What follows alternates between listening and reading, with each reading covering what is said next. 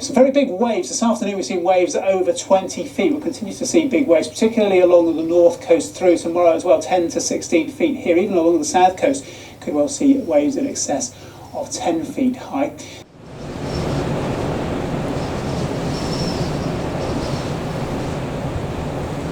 So I'd seen the surf in the morning and I thought, it looks pretty solid, but was thinking about maybe waiting for the lower tide.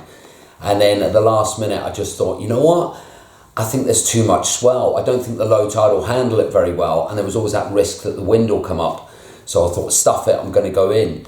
And then I was just grabbing my wetsuit and then my mate phoned me and he's like, what you doing? You surfing? And I was like, well, yeah, I'm pretty sure I'm doing it. I'm grabbing my wetsuit now. I don't think I'm going to wait. I was like, why? What are you doing? He went, I've seen it. He said, mate, it's at least 10 foot out there. He said, I'm going home. And I was like, and it wasn't quite the pep talk I wanted just before I went in. And I was thinking, stuff it. It's just almost like, let's get it out of the way. So whacked my suit on, ran down to the slipway. And then there was so much water moving around that it was like, right, better get this right. But managed to fiddle my way out through the rocks. And then managed to get out there, started paddling across the bay, got about halfway, and then this lovely right-hander popped up. And I didn't really want a right-hander because I was thinking I want to go and get those lefts I've seen at the other end of the beach. But I thought, you know what, it could be a free taxi ride halfway across. So I took it and it was a lovely drop. And as I come off the bottom and I was just about to come off the top, I was just starting to change direction and I looked at it and it looked like a real runner. But I thought that's going to run me right onto the inside of the other end of the beach. And now I'm going to be stuck exactly where I didn't want to be. So I just kicked out while there was still a bit of a channel and then paddled out and did the rest of the paddle down to the other end of the beach and got set up in position. And then, sets started rolling in and I thought, oh, it's pretty solid. So got myself into position, ended up getting a lovely left, rode that through, sort of cruised it just off the bottom, off the top, and then kicked out into the channel. It was like, sweet. Paddled back out and thought I'd got myself far enough out. And then I was sitting out there and all of a sudden I heard all like this whistling and cheering coming off on like the, not so much cliffs, but we got a little bit of a sort of cliff top edge to the beach, and there was a few people huddled up there watching the swell, and I could just hear all this like cheering and whistling, and I was like, fuck, what is it? And started paddling, and then I saw this wave and it was just starting to crest, and I was like, oh no, and it was solid. So I just paddled for it and put my foot down, managed to get like literally paddling up the face, and as it's cresting managed to punch through the top of it and was like, sorted. And then I looked and I was like, that's not what they were whistling about. And then I just saw this thing just getting darker coming towards me on the horizon. I was like, oh no. And I sort of floored it thinking, right, better dig deep, see if I can get under it. But as I started getting closer to it, I realised, actually, I want to put the brakes on here, just let this thing break. And then it reaches that point where you're like, please break. And it was just getting darker and darker as it got hollower and hollower. And then it just guillotined right in front of me, and had to do the old slide off the board, up, down. So I punched down with my feet and then swam really deep. I remember swimming deeper than I've ever swum before. I was like, get out of the way of this. But it wasn't too bad. I got bounced around a bit and then popped back up. But the next two, they just cleaned me out. And literally, I remember bailing, but the water, there was so much foam in the water that it was so aerated that you almost couldn't float. And then when these next couple of waves hit me, God, it was like being attacked by an alligator. I was like going this way, that way, didn't know what was up, what was down. And that ended up washing me all the way into the bay. And then basically I had to start again. And then it was a right slug fight to get out there. It was literally paddle, paddle, paddle, bail, get bored, paddle, paddle, paddle, bail, get bored, paddle, paddle, paddle. And it was, you can't really duck dive and Eskimo roll your way through that much whitewater. So it was just a bail fest. And then managed to get myself back out there. And by this point, another dude, Will, he'd made it out there. So it was suddenly nice to have a bit of company. And then we were just, both got ourselves into position. And there was that sort of set that went a bit wide. And then all of a sudden there was a set that came in a bit deeper. And they were the ones you wanted.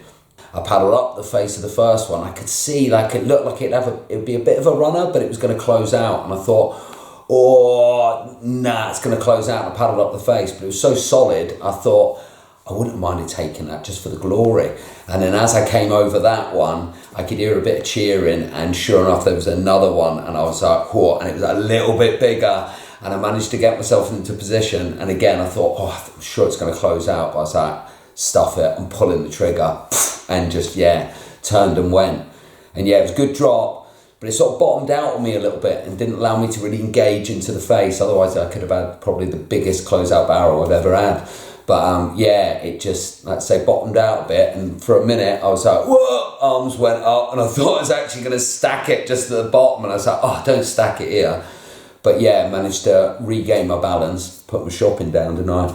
And yeah, and then I looked up and just saw this lip coming down. I was thinking, oh, this is going to have a little bit of kick.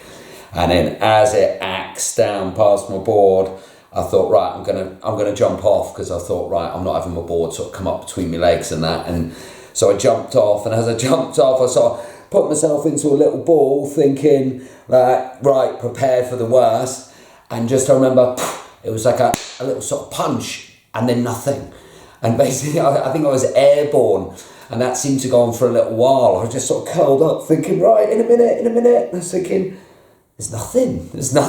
And then bang, it was like a bouncing bomb, and just got skittled around in front of it. And then yeah, that tore me up a little bit. And then when I come up, I'm not sure if it was that wave or the next wave, because by the time I come up from that, there was another one already on top of me. And then by the time I come up from that, I remember I went to grab my board to just get a little bit of managed to make a little bit of ground with a bit of paddling. And I just felt the edges, and there was a little crease in it. I was like, oh no, it's gone, it's creased. And then I remember looking at the next wave coming in, and again, just had to bail. And I was thinking, I think that's saying that'll be. And then when I come up, board had snapped. Then the next wave tore it into bits. And then as the next wave was coming in, the board, there was so much fiberglass and that sort of just in bits. It was like one massive, sharp, jagged mess that I thought I better actually, like, I checked there was no one in paddling out behind me, and then just took my leash off and thought, let the board go in on its own, otherwise it's just going to be swinging around my head. And yeah, it was just getting caught up. So yeah, sent that one in, and yeah, and then just had to swim in behind it, and that was it. Expensive day at the office, wasn't it? Yeah.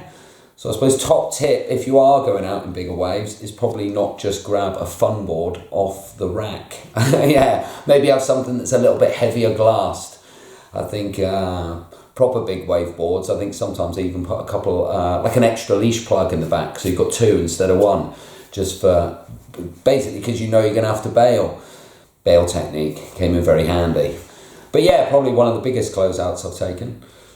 It was nice to get a little bit of photographic evidence, because as I was getting out of the water with my, what used to be an 8-foot board was now 2 4-foot boards. But as I was making my way up the slipway, I saw one of my mates, and he's like, oh, what's it like out there? And I was like, well, Bill earlier was calling it about 10 foot. I said, but I just took one then. I said, I'm calling it about 12. And then Mark just sort of looked at me and was like, 12, really? Wow, yeah, all right, whatever. And it was like, you know they don't believe you. Like, and yeah, so at least it was nice that when they saw the photo, they're like, I'll give you that. 12-foot Hawaiian. God, I think sitting on this hard floor's done me more damage than that wave did. Irie.